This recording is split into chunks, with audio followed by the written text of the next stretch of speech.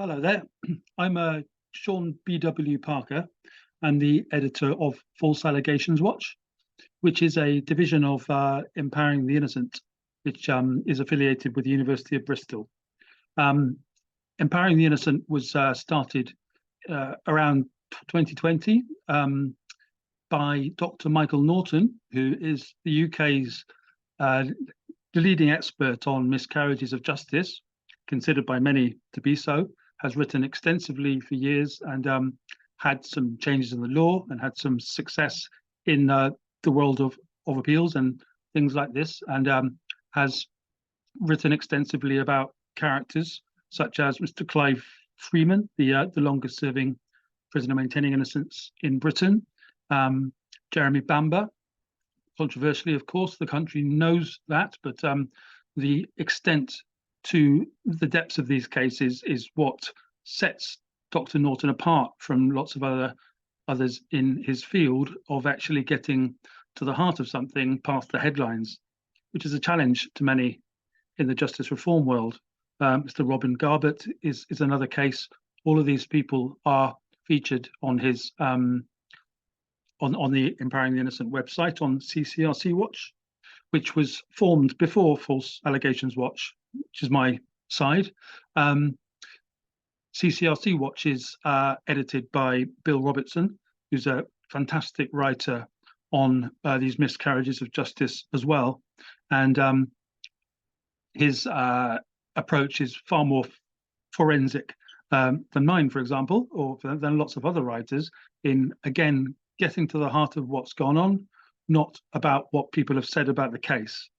And that's what really sets Empowering the Innocent apart, I think, from lots of other justice reform organizations. It's certainly in the field of justice reform, but it looks at the law and what it is and how it's gone wrong in lots of cases, in our opinion.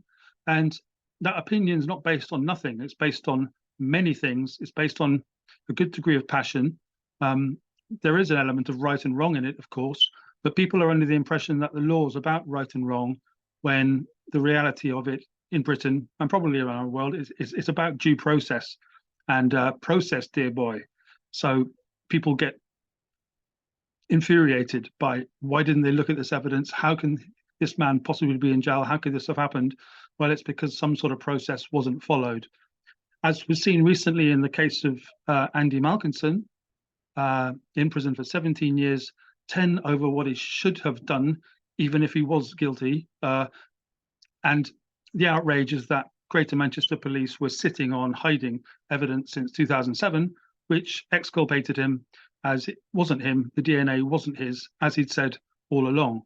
And out on the steps of the Court of Appeal with the people of appeal next to him and Emily Bolton and these good characters, he says, "I'm not the only one," on his T-shirt, and absolutely, he's not the only one.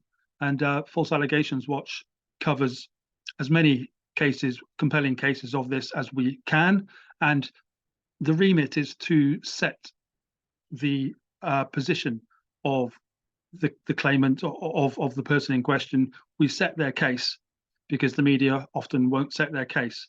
There's some kind of a devil's pact between the media and the justice system in all around the world, but our focus is the UK, and how they pre-set who's going to be guilty before, long beforehand. Mr. Cliff Richard was falsely accused in 2015-16 of historical abuse, as many older men were in that decade, and the BBC were all over his house before you knew it, because the reporter sent a text saying, "We got another one." What? Got another what? We've got another historical paedophile. Is that what you mean? And of course, that's Cliff took them to court. Whilst his entire legacy of being Britain's longest-standing pop star was burnt for a good few years, he got the reputation back. But nobody gets over these things. No one's supposed to get over them, because sex allegations cut to the heart of what it is to be human. And sex is where we all come from, and evolutionary speaking, it's what we're all designed to do, and to procreate. And so to mess around with that is always going to be a compelling story. And if you can bring the culture wars into it and the Equality Act, and you can mess with who people are supposed to be attracted to, at what age they're supposed to have to be attracted to them in that state, which orientations are attracted to whom. Alan Turing, the war hero, was historically pardoned for being gay, or for whatever he was done for back in the 40s and 50s, after saving the country through the Enigma machine. And but these and Oscar Wilde was given some sort of a pardon a couple of years ago under to similar conditions, just from being the figure of literature, probably. But other people in the same kind of boat, like Mr. Jonathan King, and who's the highest profile, but lots of other people who've been done for consent, age, orientation issues over the last 50 to 100 years. Sort of Dr. Naughton and I say, why aren't these people all being historically pardoned? If it can happen for Turing, why can't it happen for others? Is that because we're also dependent on what the media tells us to consider good and wrong and right? And how about allowing the person to decide? And this is where the court of social media, though it's kind of problematic, is also useful, because it does actually gauge a kind of a social pulse of what's going on, and everyone does have an equal voice on Twitter X, for example, and they get their amplification and they get their promotion. So that's another story, of course, but it's another form of media which quite a lot of us use to our best example, our attempts. Mr. Johnny Depp a couple of years ago has famously, the trial he had with Amber Heard split the opinion between right and wrong, good and evil across the Western world. And if you're a neutral person trying to comment it either analytically as a counsellor or objectively, you could come to the conclusion that this is a toxic relationship gone wrong between actors. That's the conclusion I came to. But then in the end, you might go along with your own sex. So I felt for Johnny, having been through the fire of false allegations myself, and lots of people who have a similar sort of thing would have felt the same thing, and the same thing for Amber's side. And each of these sides then are funded, motivated by variously industrialized forces, with the violence against women and girls campaign across the West, across Britain and America, has been massively funded over the last 10 years, which explains a lot of the constant messaging about the victimhood industry with women, ignoring the fact that many articles are coming out explaining that domestic violence is 50-50. And apparently that's as akin to saying, I love Hitler or something, when you're actually quoting statistical facts from academics.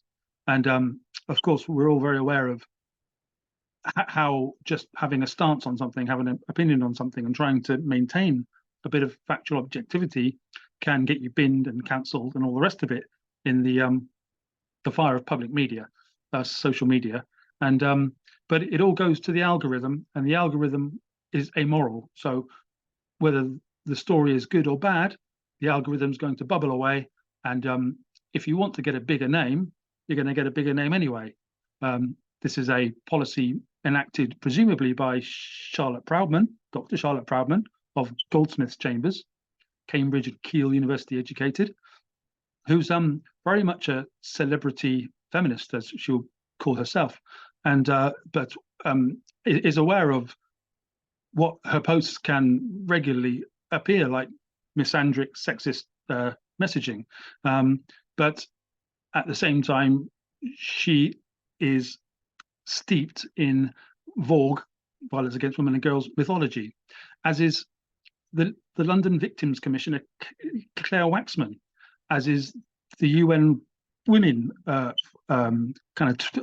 Twitter account, which are just infantile texts sent out constantly about trying to maximize the power of women, which we're all perfectly aware of, especially people who don't consider themselves anti-equality feminism, like myself, like Dr. Naughton, and lots of other people on the scene. We're into fair play, into absolute equal human rights. So, as Dr. Stephen Tierney says, the men's rights are human rights. I often, if I'm talking in a podcast or something, I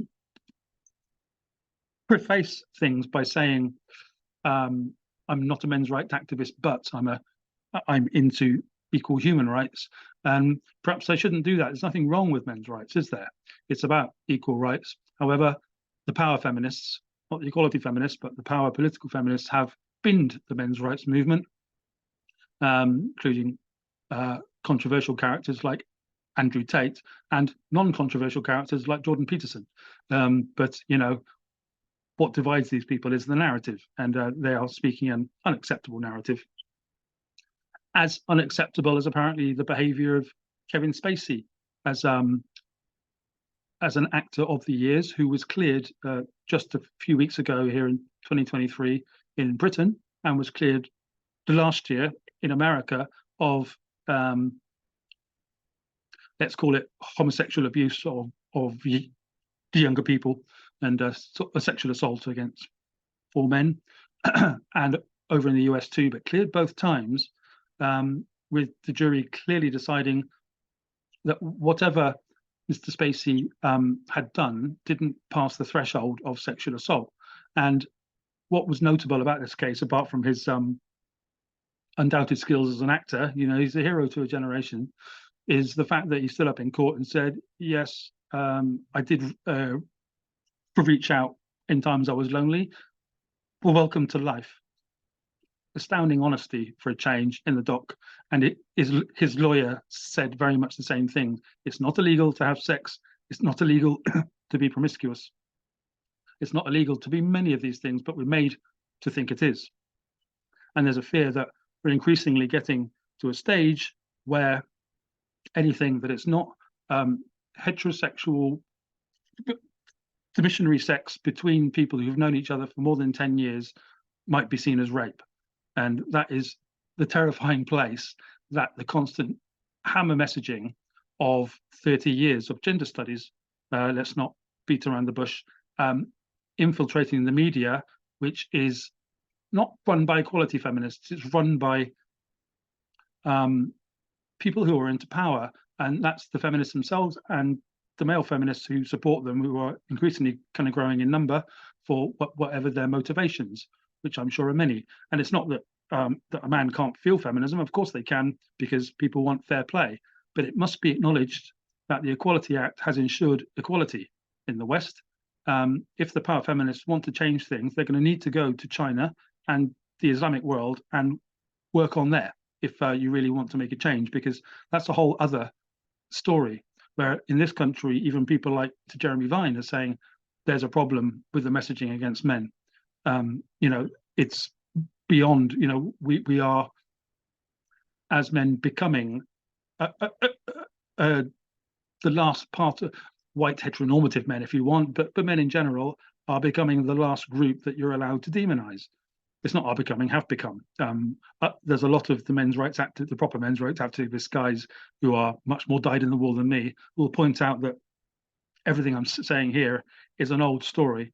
Thing is that this old story has hit the mainstream, and lots of people who consider themselves innocent, are factually innocent, have been put away under incredibly spurious circumstances.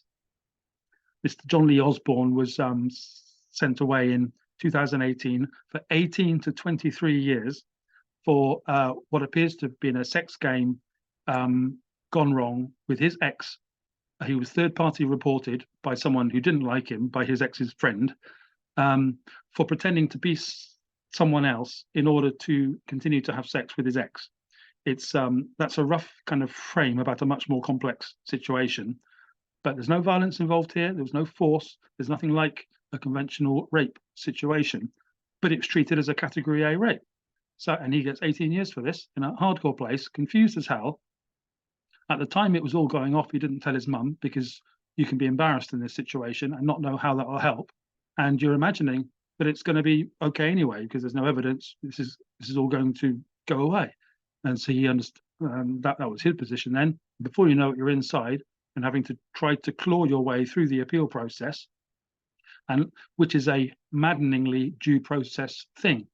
CCRC and the appeal court, after the Andy Malkinson scandal, have decided, are understanding that they need to be a lot more generous in how they treat appeals. If a police force can sit on 13 years of evidence, it's wrong. It's completely wrong, and the country's aware it's wrong. The good messaging of appeal have shown that something needs to change there. It doesn't mean decapitating the thing into kind of taking out the head and replacing them, when the whole system of innocent to proven guilty has been reversed, because that is what's going on in the law. I did an interview a couple of days ago with Kevin Felstead of the British False Memory Society, BFMS, and his quote out of that that sticks with me was, "We're shortly to get to a position where there'll be more people accused than not." And what I thought, I've thought for a good couple of years now that if you go into any Wetherspoons around the country and get the men in there to answer honestly, who in here has been falsely accused of something serious, sexual violence? And I think every other man will be putting his hand up, particularly in Wetherspoons or particularly anywhere else in any pub. But it can also be in clubs and it's not particularly a class divide. This is a very diverse group. In prisons, they are black, white, grey, yellow, everything is in prisons of all different ages from 18 to 80. So it's a nicely diverse group. It's not particularly white, and everyone gets their fair share of being falsely or spuriously accused. There's quite a lot of people in prison who are spuriously accused in the sense that they might have not been totally innocent of what they did, but the process at court was so badly done that they want to have a voice in expressing that. And they actually have a voice, but it's a very niche thing to try to even get the public to understand that yes, they might have been guilty, or they might have been a bit guilty, but then the police are taking it to some unfair position of guilt, which is not judicial. It's just attempting to go for the targets, which we're increasingly aware police are want to do. And the country desperately wants to trust the police. You see that in the media all the time, and the police keep letting us down. With yes, there are people inside the police doing various bad things themselves, but it's much more about the system of targets and going sort of beyond what's legal and what's not, but into how can I get my promotion? What's going to work for me? And we can see that in all the forces and in all the situations at the moment, from Greater Manchester Police to the Met to the Shires. Is all over the place. And this September, the Law Commission, they've got a consultation open right now, the Law Commission, about how to treat sex cases, with ideas into having juryless trials. So that with the idea of trying to make courts more efficient. But there's a suspicion that because the Law Commission, like all other institutions, are basically infiltrated by ideologues, that these, if they're going to have the judges and the magistrates trained, now what kind of training does this mean? That there's a request in the part of the consultation is to have the remaining sort of judges or officials in the court to have to direct based on rape myths. And the problem with these rape myths is that you've already given it a frame by calling it a rape myth. If you look sort of through this list, which are kind of usefully detailed here and there, not on the Rape Crisis site, which is biased, but if you go to the Illustrated Empathy Gap by Mr. William Collins, they give a whole proper sort of list of what they are objectively. And they're actually life situations under which allegations might happen. But if you frame it as a rape myth, then you've already got the person in the dock or in the police computer framed as rape myth, so you know where you're going. So it's creating the terminology before a crime has been proven, which is wrong. It's prejudicial by definition. So there's all kinds of issues that we have with that. Dr. Cheryl Thomas of the University College London, or anyway, she's a KC, she's a King's Counsellor, with some research done recently, sat down with the Law Commission and pointed this out essentially, that there's an assumption by the Commission, by the ideologues, people again like kind of Claire Waxman and Betsy Stanko and Vera Baird, who was defenestrated by Dominic Raab.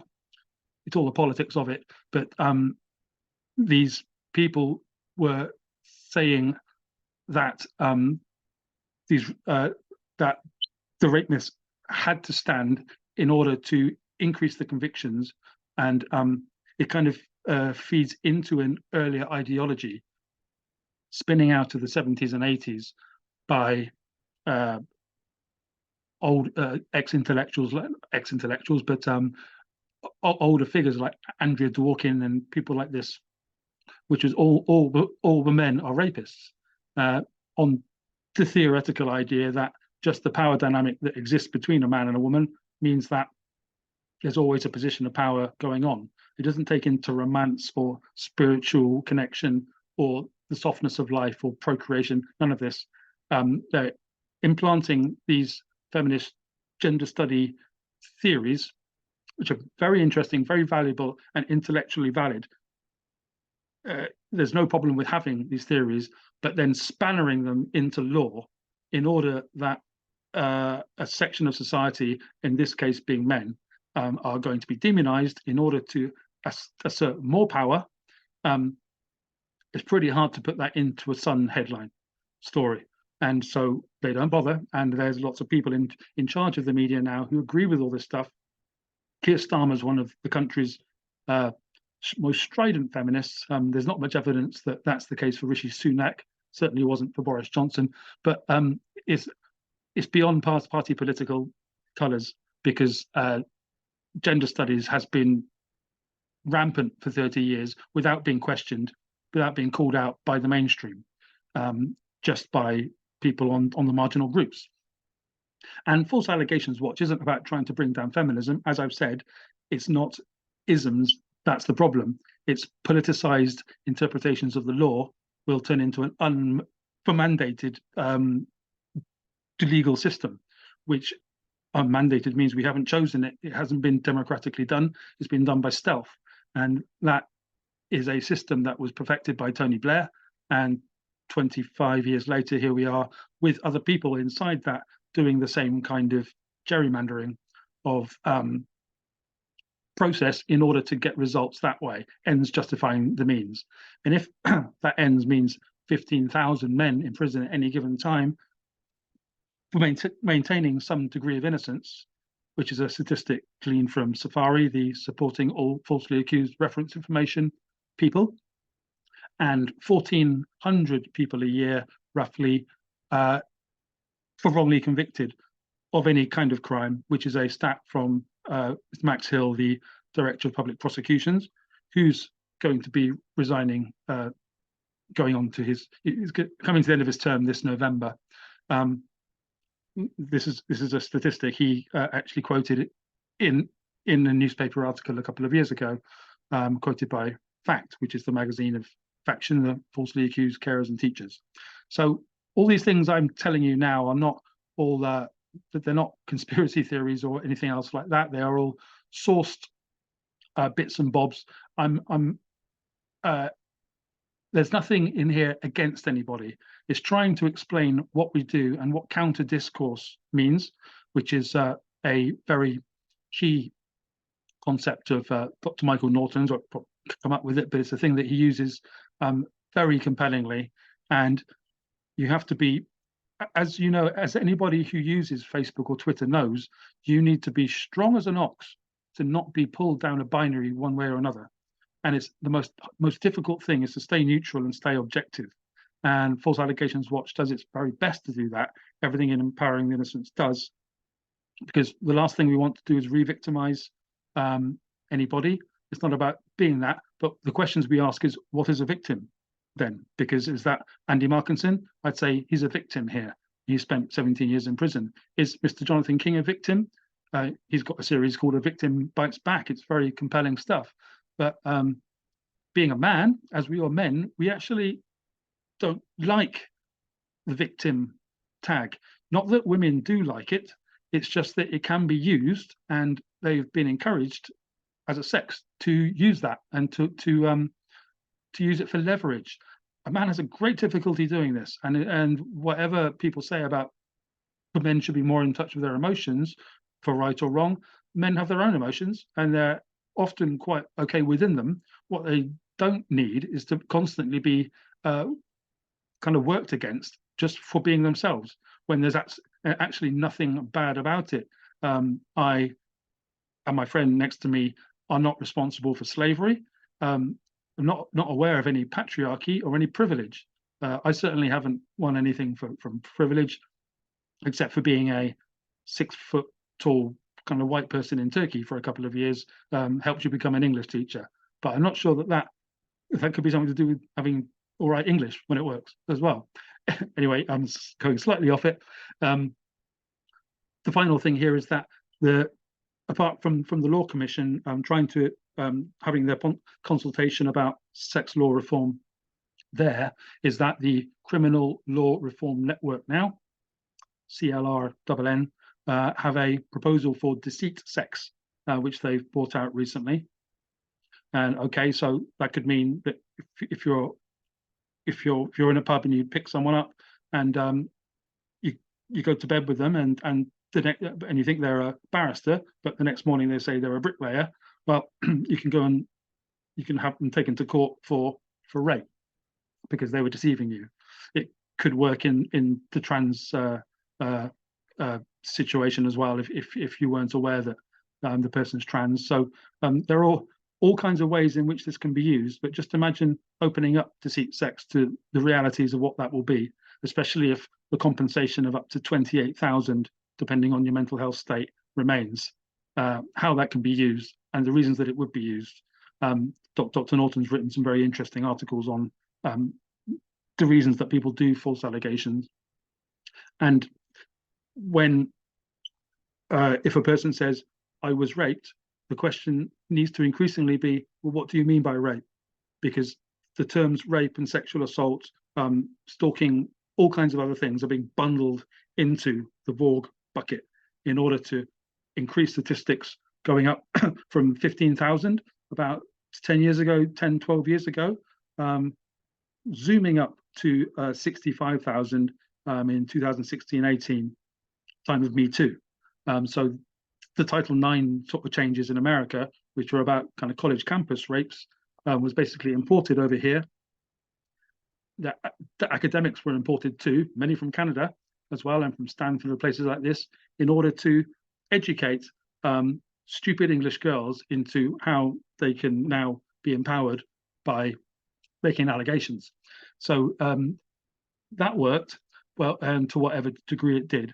But the result is that you have many, many, many people without any other comorbid criminal behaviors in jail. And so in prison, having a sexual offence against your name has been very much democratized. There's no particular grief about it because every other bloke's got it on his charge sheet, or a different charge has been bundled together with that one to make the one of them heavier. So there are all kinds of ways that the police work and the criminal justice system in toto to try to increase these stats, and they were all very well understood by the people pushing the levers, because the power feminists have been ahead of the game for ages without being called out, and it's completely possible to call out for power moves without discriminating. And it's not about discrimination, it's not about misogyny, it's nothing to do with any of that, it's about fair play. And in terms of that, False Allegations Watch, with all the work that we do, we'll try and put a link under this, tries to put the case of people who haven't had their cases put, because God knows the media seems to have forgotten how to do it unless everyone agrees they are indeed innocent, like Andy Malkinson, and they all agree. Well, so we're going to celebrate a criminal justice system that put him away for 20 years. You know, it doesn't make any sense. So you actually have to work on what went wrong in the first place, and that hasn't been dealt with yet. So that's what we do. Thank you.